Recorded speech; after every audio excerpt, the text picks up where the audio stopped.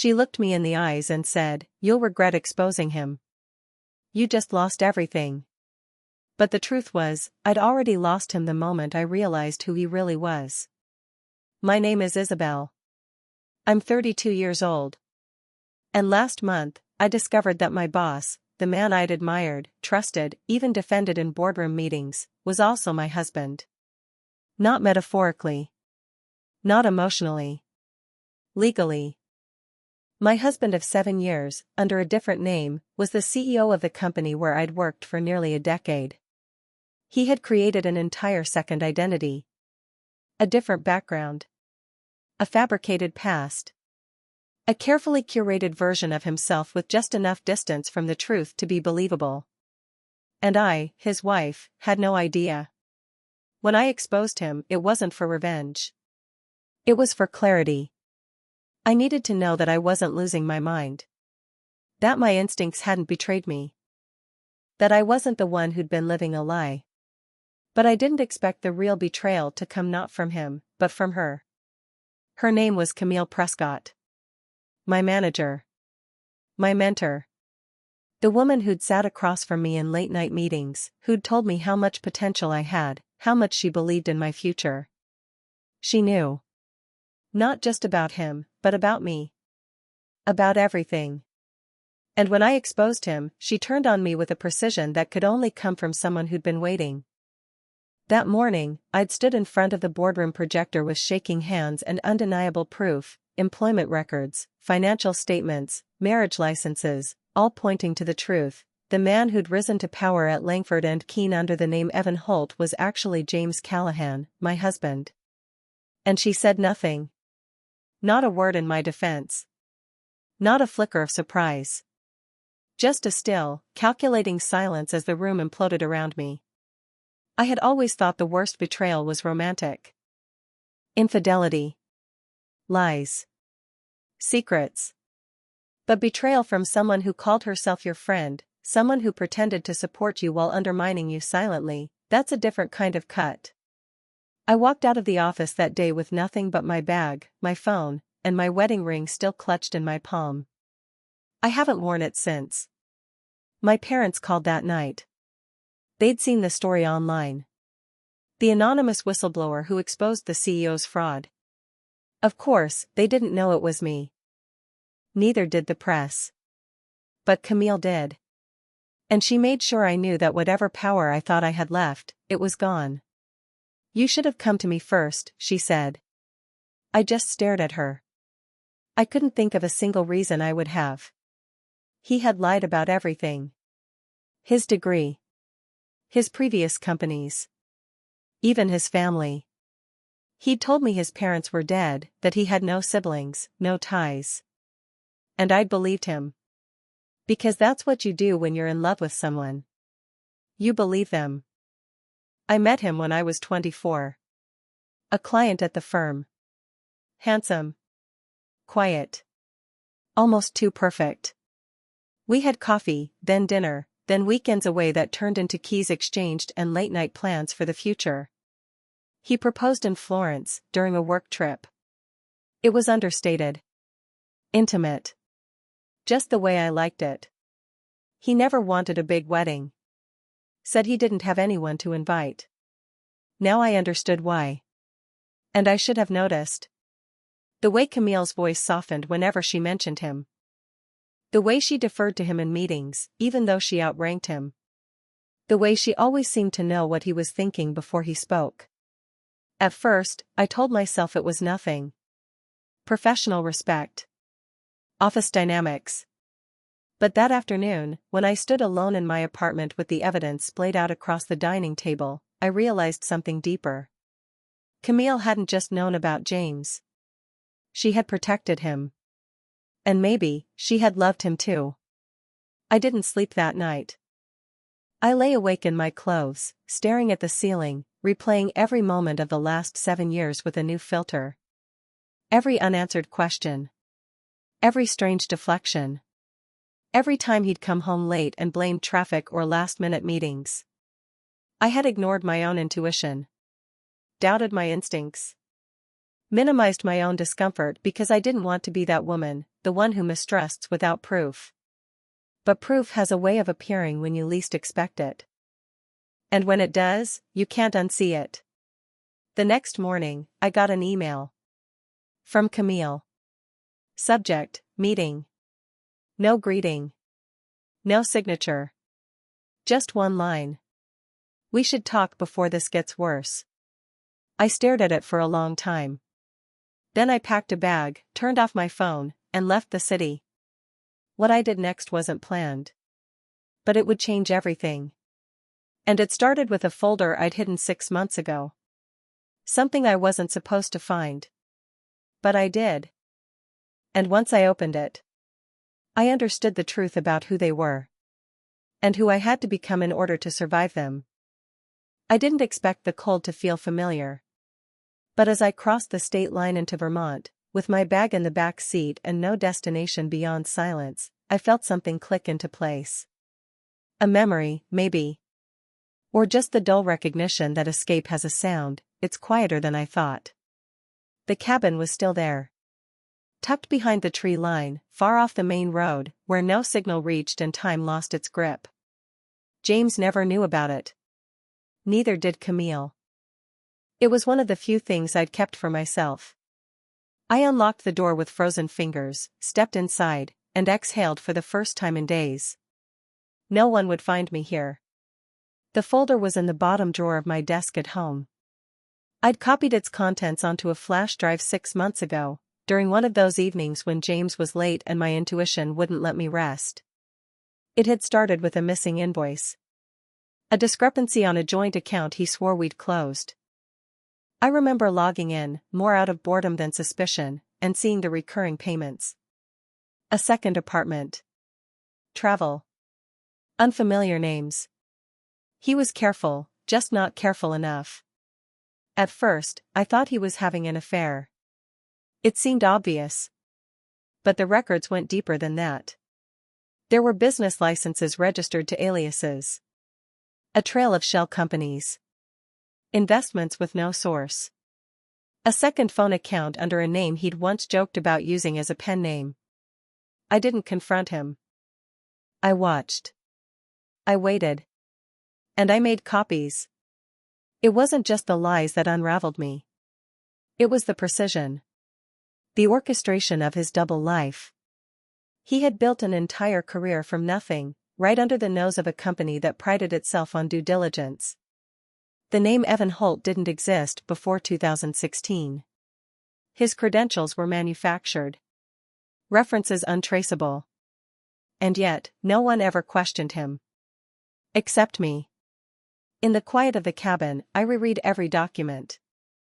Each line now heavy with context I hadn't understood before. I saw Camille's name. Buried in a contract for a consulting firm James had supposedly hired during his transition period into Langford and Keene. She had signed off as a silent partner. The same Camille who had told me she worked alone. Who had once described James as ambitious, but green. Who had invited me to dinner with her husband and said, "I wish you'd meet someone like Evan. Someone who gets it." It hadn't been flattery. It had been a test. She wanted to see if I knew. I didn't sleep much those first few nights. The snow fell steadily outside, covering the driveway and the mailbox, sealing me into a space that felt both safe and suffocating. I missed the version of myself who didn't second-guess everything. Who didn't flinch when her phone buzzed. Who still believed that hard work and honesty earned protection. But that woman was gone. She left the moment Camille smiled across that boardroom table and said nothing. I started organizing the documents by timeline. Every lease, payment, and signature.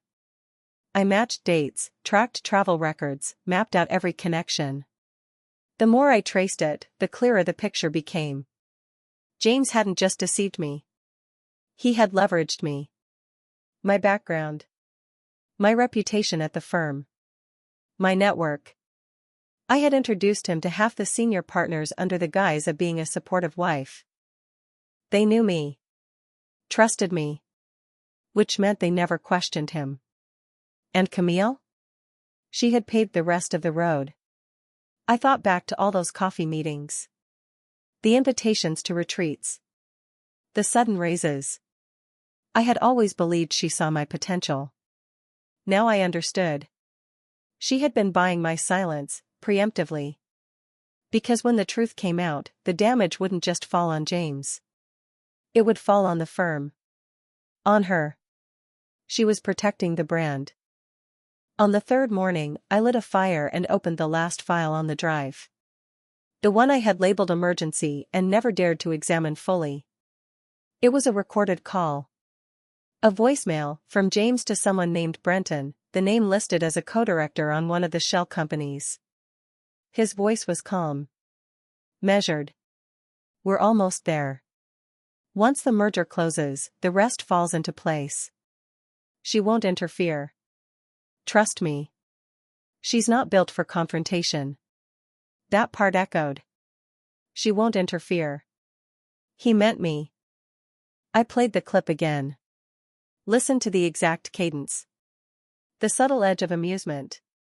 He thought I wouldn't fight. And for a long time, he was right. But something had shifted. It wasn't rage. I didn't feel angry, not in the traditional sense. It was quieter than that. More resolved. I had always believed in protecting reputations. In holding your tongue until the timing was right. In earning your power instead of seizing it. But now, I was learning something else. That silence can be a weapon, too. And I had been sharpening mine for years. The next day, I contacted someone I hadn't spoken to in 4 years. Nadia. An old colleague who'd left the firm under strange circumstances. She'd once warned me that Camille wasn't what she seemed, but I hadn't listened. Now I needed her. She answered on the first ring. I didn't explain everything. Just enough to get her attention. I need to meet, I said. This isn't just about James. It's bigger. And you were right about her. There was a pause.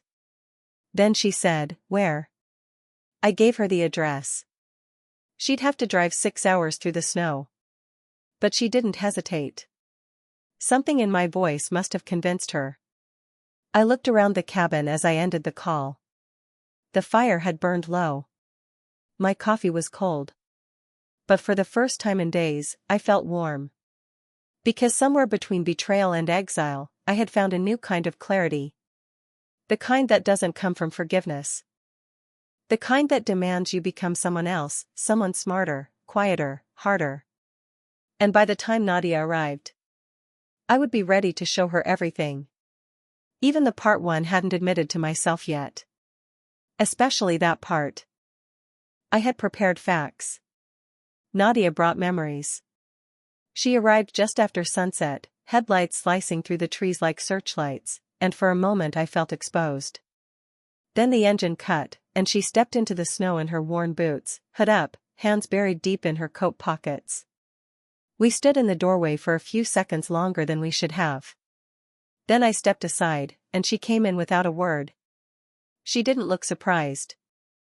Nadia had always been intuitive, sharp in ways that made people uncomfortable. She was also the only person I knew who had ever publicly disagreed with Camille and survived it, though not without consequence.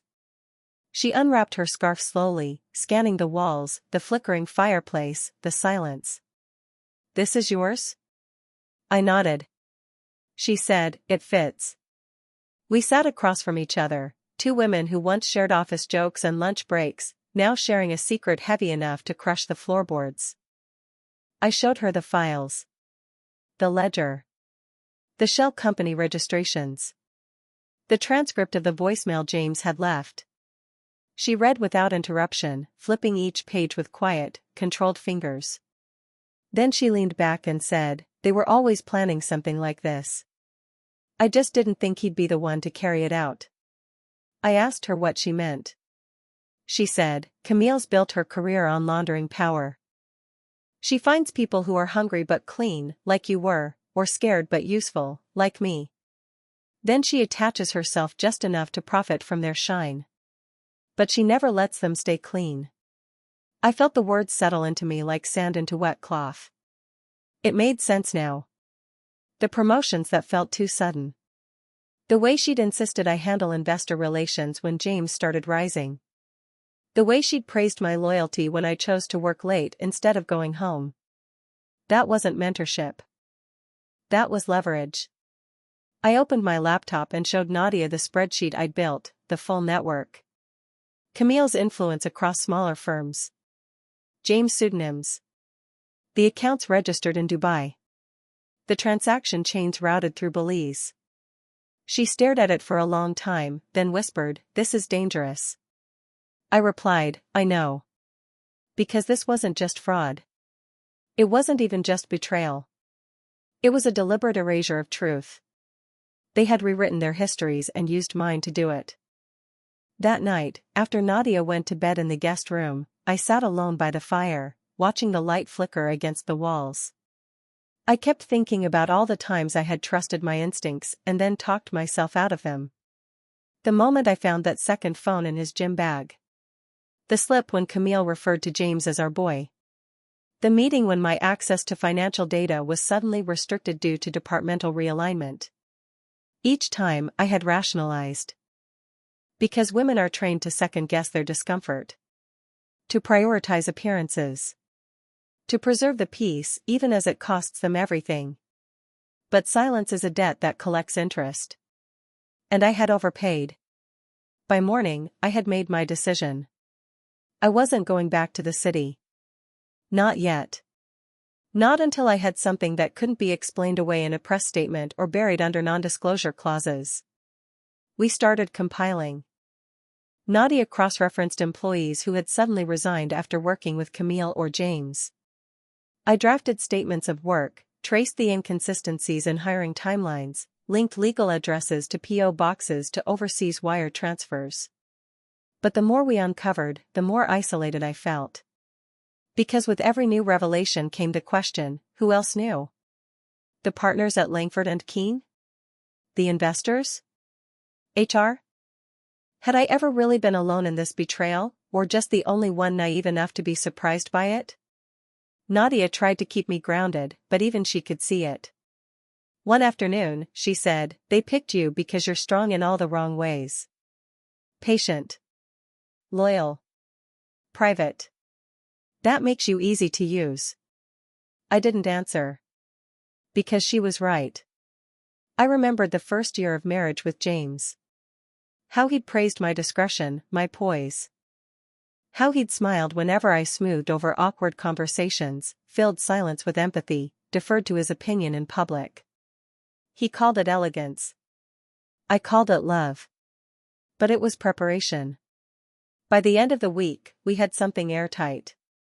Not just suspicion. Proof. Documented timelines. A copy of the offshore transactions Camille had signed off on using her maiden name. A full list of altered client contracts. But none of it would matter if the right people didn't see it. That night, I drafted a letter. Not to the board. Not yet. To a journalist I'd once advised during a corporate responsibility initiative.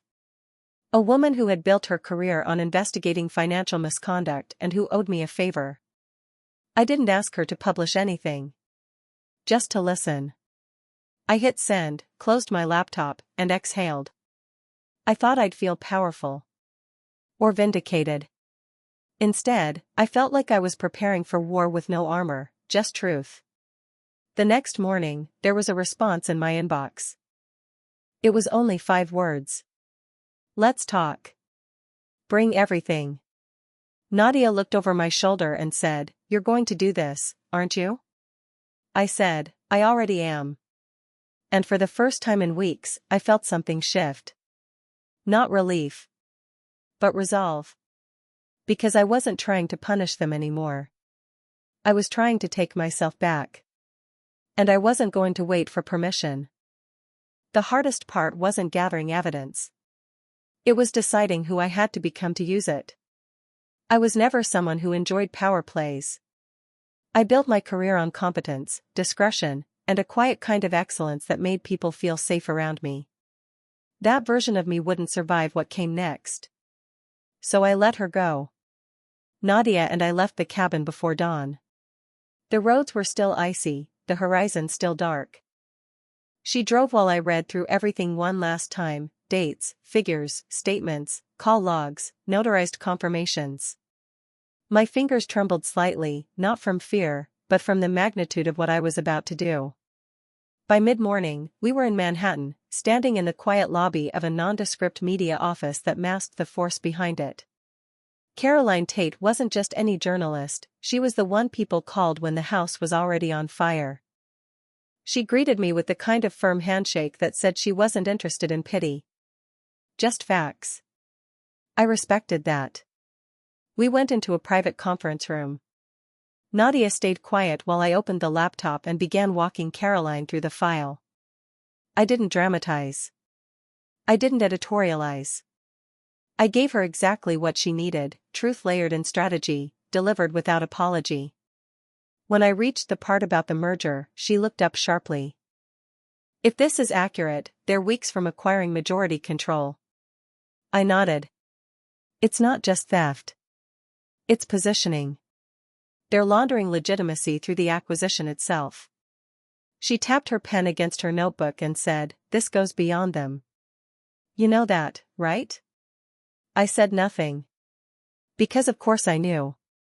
Camille and James were just the tip of it.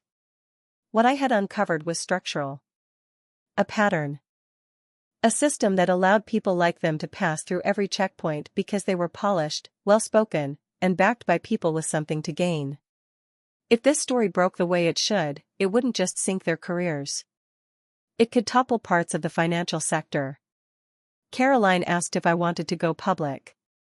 I told her, not yet. There was one step left before I'd let the world in. I had to look her in the eye. Camille.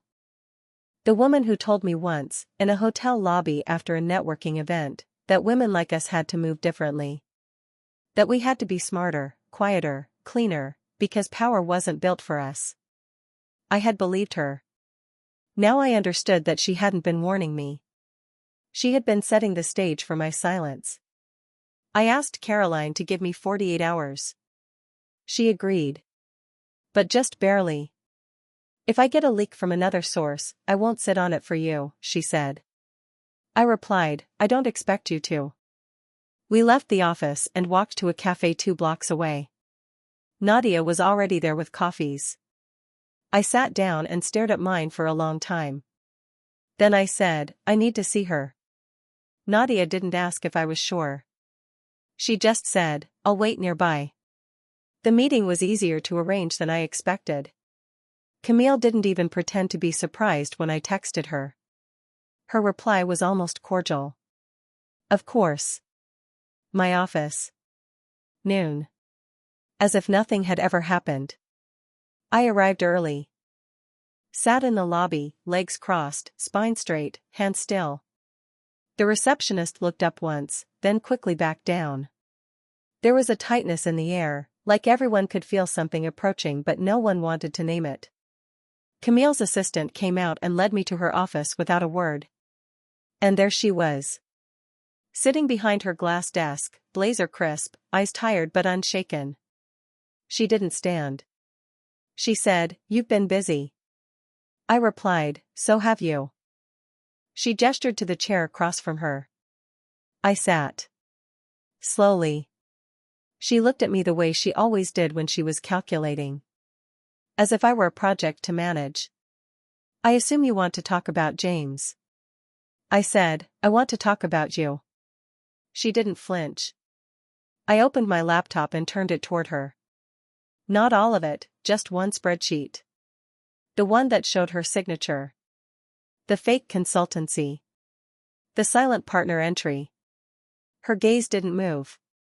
She said, You don't know what you're doing. I replied, That's the part you always misunderstood. I do. She folded her hands. Composed. And then, she smiled.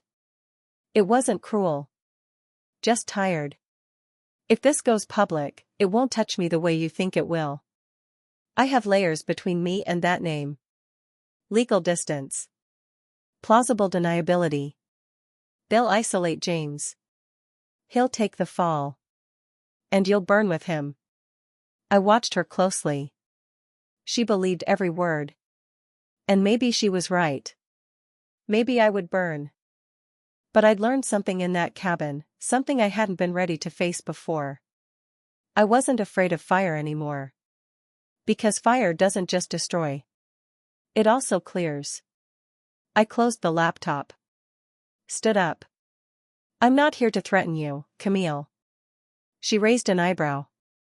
I said, I'm just here to tell you. You're not the only one who moves quietly anymore. She tilted her head. But I was already walking away. I didn't need her approval. I didn't need her fear. I just needed her to know she wouldn't be alone in that silence when it finally fell. Back on the street, Nadia was leaning against a lamppost, arms folded. She said, how'd she take it? I answered, she's going to pretend it's nothing. Until it isn't. We walked in silence for a few blocks. My body felt heavy, but my mind was clear. That night, I called Caroline and said 2 words. Do it. She didn't ask for anything else. She just said, check the morning feed. And I did. At 5:42 a.m. The headline broke. CEO's identity fabricated, insider whistleblower reveals decade of corporate deception. Below it, a photo of James. Confident. Smiling. And beneath that, the words, source documents provided by an anonymous Langford and Keene executive currently on administrative leave. I didn't read the rest right away. I sat by the window, coffee in hand, and watched the sunrise instead. Because something was ending. But something else had just begun. His voice didn't tremble. That's what surprised me most. When James finally called, hours after the story broke and the board went silent, he didn't scream or beg or try to spin a lie. He spoke with the calm detachment of a man who still believed he could manage the damage, even as it swallowed him whole. I let it ring twice before answering. He said, you really did it. I replied, I warned you. You just didn't hear me. There was a pause long enough to imagine him pacing. His control had always lived in his tone, but I could feel the cracks forming beneath it. He said, do you know what you've done? I said, yes. And I meant it. I had spent years watching him craft versions of himself, wearing sincerity like a tailored coat. But now he had nothing left to wear. No narrative. No protector. No one to smooth the angles or explain away the contradictions. Just truth. And silence. He tried to pivot. He said, this isn't just about me. You've put your name in the crosshairs too. But I hadn't. The article had gone out without attribution. Caroline had honored my request. The only people who knew the source were the people I had already confronted. Camille. Nadia. And now, him. I didn't respond. He exhaled sharply, that faint click in his breath I used to find comforting. I wondered how many times I'd mistaken exhaustion for intimacy. He tried again. He said, you don't have to make this worse. We can still control the fallout, together. That word. Together. I hung up. Not out of spite. Not even out of anger. I just didn't need to hear him use a word he'd emptied of meaning. By noon, the fallout had begun. The board released a statement. Carefully worded. Full of concern and due process and a commitment to transparency. They suspended James pending an internal investigation. Camille's name wasn't mentioned. Of course not. She knew how to move beneath the current. I expected nothing less. But what she hadn't counted on was how many people were already watching. By mid-afternoon, another leak hit the wire. This time from a former Langford and Keene employee who confirmed inconsistencies in James' onboarding documentation. Someone who'd been pressured to overlook missing credentials. Someone I had never met. The dam was cracking. And all I had to do was stay still and let the water rise. But I didn't want to stay still. I asked Nadia to meet me at the old pier just outside the city. The place where we used to get coffee when we needed to vent, when we were still junior analysts trying to survive Camille's impossible standards. The sky was overcast when I arrived. The wind off the water sharp enough to sting. Nadia handed me a scarf. Said nothing. We stood side by side, watching the slow churn of the tide below. Then she asked, "What now?" And for the first time I didn't have a clear answer. Because justice was messy. The firm would survive. It always did. The structure would shift. Names would be scrubbed. Narratives adjusted. Camille might retreat into consultancy. James might negotiate a private settlement or fade into some sanitized version of disgrace. But I would not go back. Not to that building. Not to those meetings. Not to the version of myself who had measured value by proximity to influence. I turned to Nadia and said, "I want to speak. Publicly."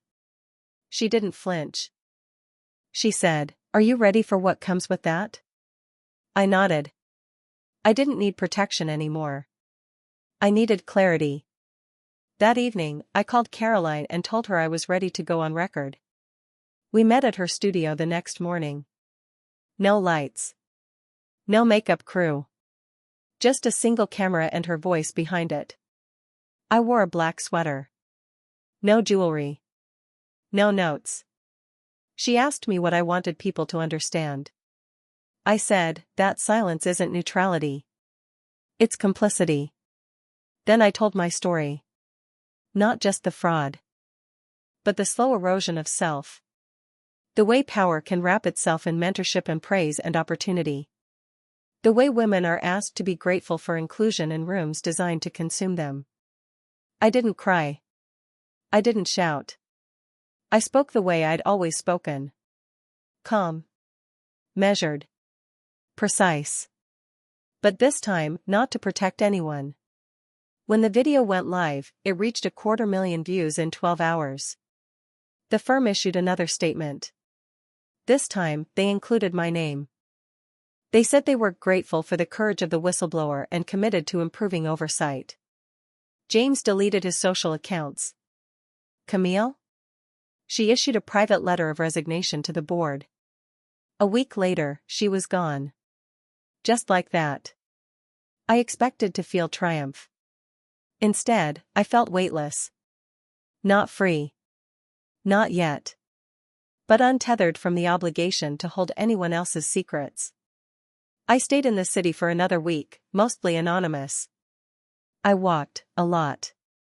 Noticed things I hadn't noticed in years, the uneven sidewalk outside my old apartment, the bookstore that had survived 2 economic downturns, the smell of early spring even under gray skies. And then, one afternoon, I received an envelope. No return address. Inside was a single sheet of paper. Typed. No salutation. Just a line. "You were never invisible. That's why we had to keep you quiet." There was no signature. But I knew the handwriting on the corner of the envelope. It was Camille's. I sat on the edge of the bed for a long time, staring at it. Not because I felt fear. But because I finally understood the compliment buried in the threat. And I wasn't going to be quiet ever again. Some endings don't look like endings at all. They just quietly change the shape of your life. The letter stayed on my nightstand for 3 days. I didn't touch it after that first reading. I didn't destroy it either. I let it sit there like an artifact of something I had already buried. Camille's words didn't sting. Not anymore. They revealed more than she intended, about herself, about the world we'd both navigated, and about how deeply she misunderstood me. I was never trying to be seen.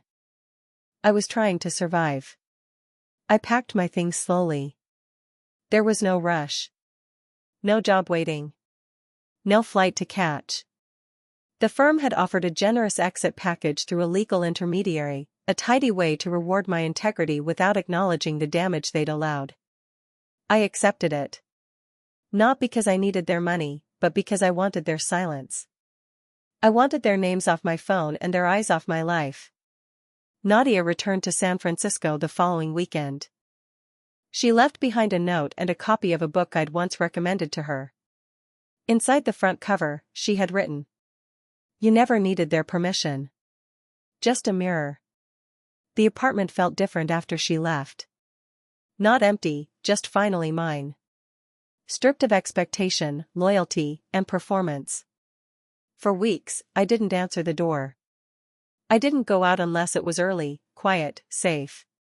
Not because I was hiding, but because I was still learning how to walk without watching my back. Caroline's interview had gone viral. Requests came in daily. Panels. Articles. Podcasts. Book deals. I turned them all down. Because this wasn't a story I wanted to monetize. It was something I had to clean out of my system like poison. And that meant solitude. Slowness. Letting the noise pass through without catching on anything inside me. James tried to reach me twice more. I blocked both numbers. Then came the email. Short. Cold. He said, "I hope you know what you've done." To me. To yourself. I didn't reply. Because the point of all of this, the risk, the strategy, the unraveling, wasn't to respond to him. It was to stop carrying his weight. I started seeing a therapist in April. She asked me to describe what closure looked like. I said, "It doesn't. It just changes color." She nodded. She didn't press. Some wounds don't close. They just stop bleeding. And that has to be enough. In May, I visited the cabin alone. The trees were just beginning to green again, and the lake had thawed. I opened the windows, aired the rooms, sat by the fireplace with a glass of wine and no devices. I thought I'd cry. But the silence was too still, too clean. There was nothing left in me to mourn. Instead, I wrote. Not a memoir. Not a list of grievances. Just memories. One page at a time. The first time I saw Camille's office. The way James used to pour wine like he was performing for an invisible camera. The way I'd second-guess my instincts for the sake of someone else's comfort. It felt like sweeping a house after a long winter. Necessary. Tedious. And deeply personal. One afternoon, I walked the shoreline and ran into a woman walking her dog. We exchanged small talk. She asked if I was new to the area. I told her, not really, just returning. She smiled and said, "It's always good to come back to something that's yours." The phrase stayed with me. Because everything I'd lost, my marriage, my career, the false safety of belonging, it had all made space for something else. Something harder to name, but far more permanent. That summer, I changed my phone number. I closed old accounts. I deleted old emails. I didn't keep trophies from what I'd done. I didn't need reminders. But I did keep the folder. The one with the evidence. The paper trail. The original flash drive. Not because I planned to use it again. Because sometimes, you need to remember that your silence was never ignorance. It was strategy. In early June, I received a message from a law firm I didn't recognize.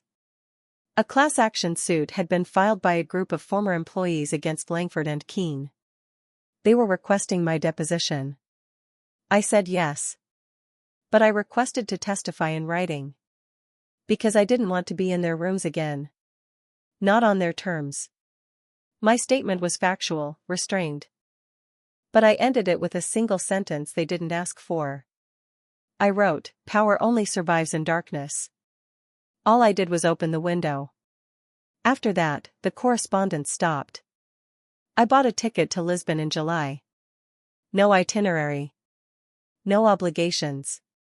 Just me, a small suitcase, and enough freedom to disappear if I wanted to. I stayed 3 weeks. Rode every morning. Walked every evening. Learned to like my own company again. There was no one to explain myself to. And no one to protect. One night, as the sun set over the water, I thought of Camille. I imagined her in some quiet suburb, windows drawn, reconstructing herself into another version. One that would thrive somewhere else. She always had a gift for resurrection. But the thing about rebirth is, it leaves a mark. You never walk quite the same. And the people you tried to bury? They grow roots. I returned home lighter. Not happy, exactly. But no longer waiting to be undone. And then, just after midnight, my phone vibrated with a message I didn't expect.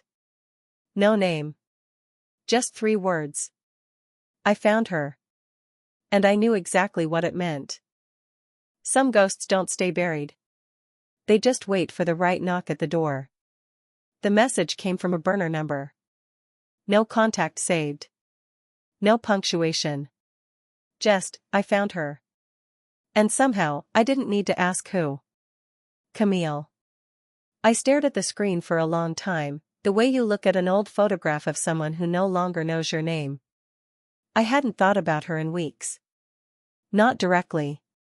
Not with heat or hunger. But there she was, resurfacing not in memory, but in proximity. I called Nadia. She didn't ask how I knew it was her. She just said, "Do you want to see her?" I sat with that question for a long time. Did I? I'd already won, in every way that counted. Camille's resignation had been quietly confirmed in trade publications. James was being formally investigated for fraud and breach of fiduciary duty. My statement had opened the door to a wave of whistleblowers, none of whom I'd ever met but all of whom knew the shape of silence intimately. And yet, closure doesn't always arrive through logic. Sometimes it arrives on an August morning, in a borrowed car, on a narrow road that leads to a cottage far outside the city, where the woman who once shaped your future now lives among white fences and well-tended gardens. I didn't knock right away. I stood by the gate, watching the curtains shift. The world around her was quiet. Safe.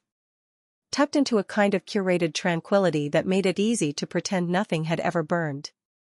But I knew the scent of ash when I smelled it. She opened the door before I reached it. No surprise in her eyes. No fear. Only recognition. She said, "I wondered when you'd come." I replied, "I wasn't sure I would." She stepped aside, gestured toward a small table under the porch awning. I sat. We didn't talk about the article. Or the firm. Or the money. We didn't need to. We talked about time. About how it reorders things. How it reveals who was holding the knife and who simply refused to bleed. She asked if I hated her. I said, no. That would make this about emotion. She nodded. She understood that language. The one that traded currency and control, not chaos. I asked her what she was doing now. She said, thinking. Gardening. Avoiding mirrors. That last part felt too honest for her, and I knew it was true. She was still sharp. Still unreadable in many ways. But there was something dulled in her. A softening. The weight of a woman who no longer had an empire to dress herself in. She poured us tea. Not an apology in sight. And I didn't ask for one. Because this wasn't a courtroom. It was something quieter. A reckoning, not a trial. I told her I'd turned down every book deal. Every profile. Every chance to profit from the collapse. She said, "You should have taken one. You earned it." I said, "That's exactly why I didn't." She looked at me then, really looked, and said, "You're not the woman I trained." And I replied, "You're not the woman I trusted." We sat in silence after that. No contest. No verdict. Just 2 women who had once walked the same road and now stood on opposite banks of a river neither of us had chosen to cross. Eventually, I stood. She didn't try to stop me. As I reached the gate, she said, "What are you going to do now?" I turned. I said, "Live like I was never afraid of you." And I meant it. That night, back in the city, I walked alone along the water, no destination in mind. The air was warm, the kind of summer heat that wraps around your bones like memory. I passed a bookstore still open late, and for the first time in months, I stepped inside without scanning the faces of people at the register. I bought a novel. Not a memoir. Not a strategy manual. Just fiction. Just softness. Just something with no agenda. As I left, my phone buzzed. An email. Subject: speaking engagement request. It was from a university I admired. A women's leadership program. No cameras. No press. Just a closed room and students who wanted to understand what it meant to survive professionally without surrendering yourself. I stared at the message, then clicked reply. Yes. One word. No explanation. Because I didn't owe anyone a narrative anymore. I just had a voice. And it was still mine. Months passed. Seasons changed. The legal process dragged on, as they always do. Quiet updates. Settlements. New leadership. The old guard dissolved, replaced by names I didn't know, faces I didn't care to learn. James had vanished. Some said he moved abroad. Some said he changed his name again. I didn't track it. Because he didn't matter anymore. Not to the version of me I was becoming. Not to the version of me who could finally walk into a room and know she belonged there without permission. In late autumn, I returned to the cabin for the last time. I packed up the last of the files. Burned the copies I no longer needed. Closed the drawers. Locked the door. As I turned the key, I realized something quiet and final. I wasn't returning. Not to the cabin. Not to the firm. Not to the woman who used silence as a shield. I was done hiding. And the strange thing? It didn't feel like revenge. It felt like peace. The kind that doesn't come from winning. The kind that comes from knowing that even after everything was taken, what mattered most was never theirs to begin with.